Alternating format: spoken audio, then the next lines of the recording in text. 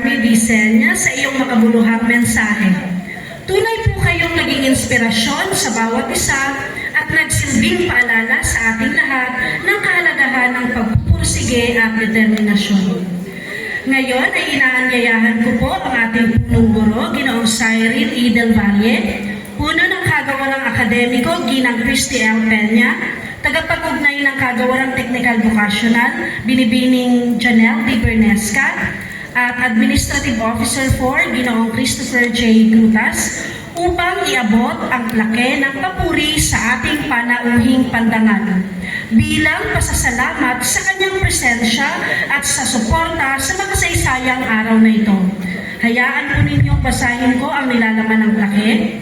Iginagawad ang plake ng komendasyon na ito kay Ginang Charmy D. Senya, Guro 3, Batch 2002 sa Salutatorian, Panauhing Pandangan.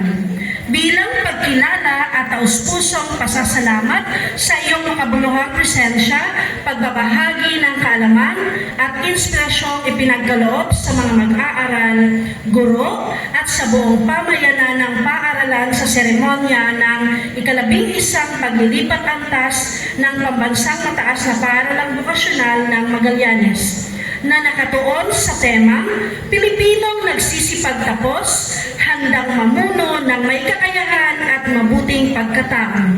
Ang iyong makaguluhang mensahe at patnubay ay magsisilbing inspirasyon sa patuloy na paghahangad ng kahusayan, integridad at tagumpay ng aming mga mag-aaral.